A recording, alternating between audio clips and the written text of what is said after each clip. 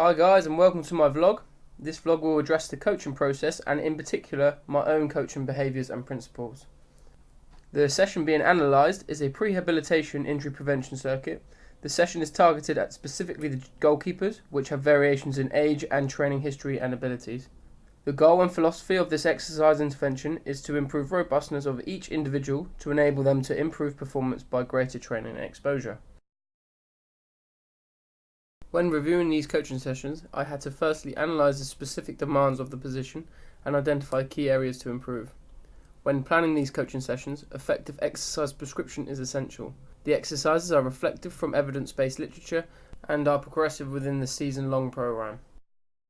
The sessions have a number of constraints associated, which include a small window of time, variations in athlete age and ability, and differing schedules individually. This particular session begins at 9 in the morning, to allow all individuals to participate. The session is 20 minutes maximum and is scheduled before a gym or outfield session. These variables have been reviewed, and when planning these particular sessions, careful considerations are taken. Finally, as shown with this diagram, the session has to meet all the demands from individualization of the player's needs, player welfare and current condition, the corresponding session and how the two can link, and the schedule to incorporate player preparation. All these variables are considered throughout and coupled with a coaching philosophy that will be identified in the next following clips.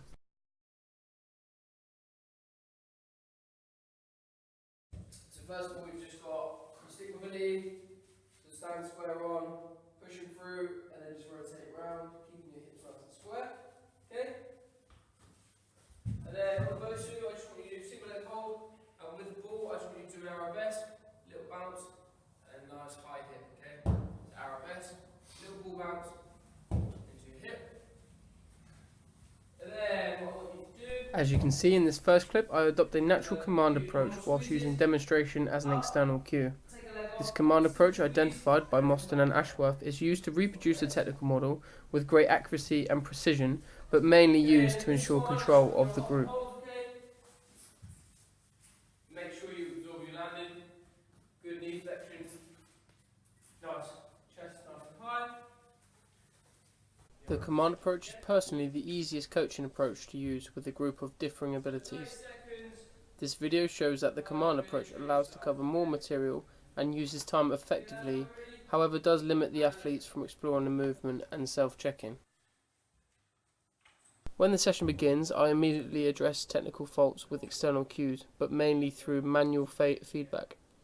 Although this appears to address the individual mistake, it provides a few issues.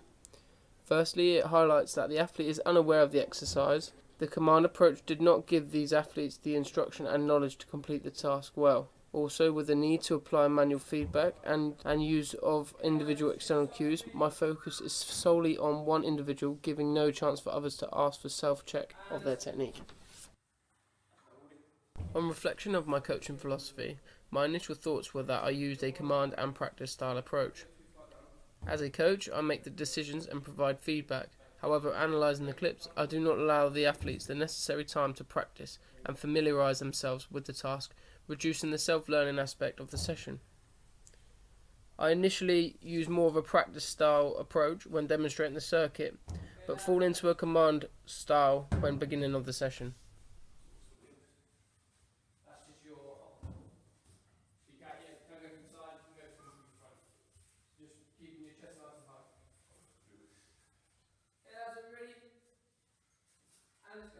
Throughout the session, my coaching behaviour is command and practice.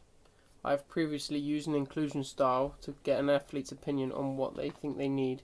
However, found this process negative, with some athletes uninvolved and uninterested. I failed to use other coaching styles, what takes the responsibility off the athletes. They are driven by instruction and cues and are rarely challenged to overcome and self-learn movement patterns.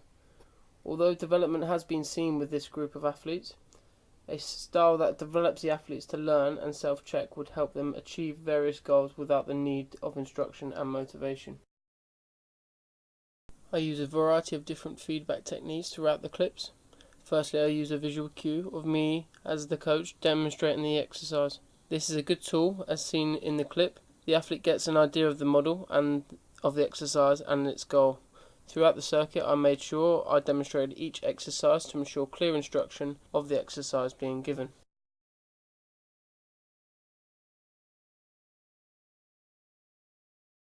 Keep your core nice and tight. Hips don't bend. All the way back. Nice and slow, slow, slow, slow, slow, slow. Good. And come back up. Good. Small rest. And again. Good. Perfect. And back up. 2 more. And down. Slow, slow, slow, slow, slow. Good. Back up.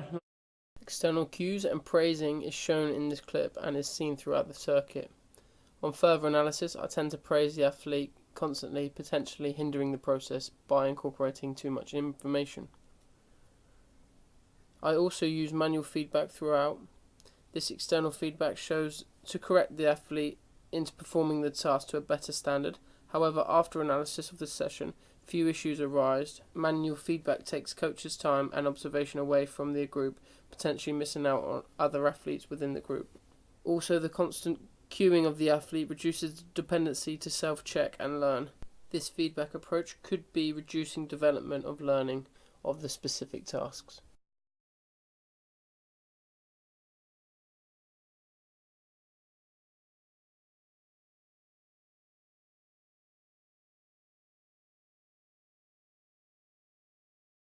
When analysing and reviewing my coaching process, it is clear to see what coaching behaviours I adopt.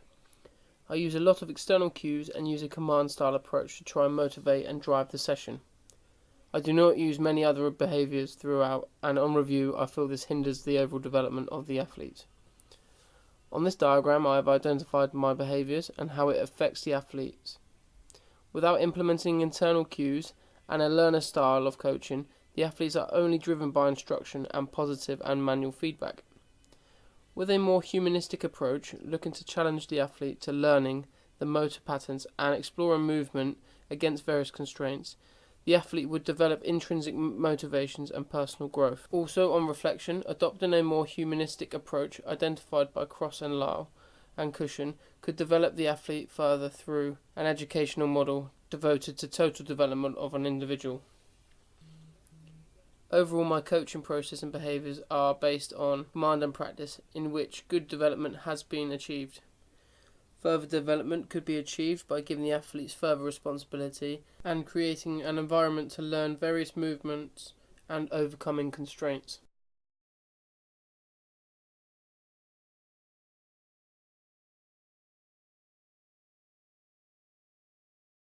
On reflection, things I would change within my coaching process. Firstly, my main finding from the analysis of my session is the overusage of external and manual cue. The over-reliance on external cues is potentially hindering the learner by potentially blocking the idea of the exercise. On reflection, I would use greater internal cues with good demonstration and time to practice first to allow each individual to learn the exercise and understand the goal of the exercise. During the session, I would use a more simple cue that the athlete could understand and relate to. For example, when coaching a plyometric drill, aiming to reduce ground contact, a cue of "you're standing on hot coals" would help this task. This concise cue would help the development of implicit learning and greater understanding of the task. Secondly, I would adapt my coaching philosophy. My command and practice style has seen development through the season-long process, but on reflection, some of these athletes depend on instruction and coaching to motivate and drive the session and complete the tasks. Using a more divergent style would further challenge the athletes to explore various movements and develop not just physical changes, but further personal development.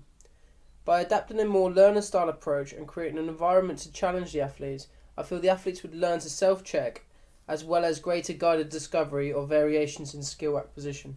Further, this model would improve intrinsic motivation and general knowledge of what is necessary for these athletes to develop.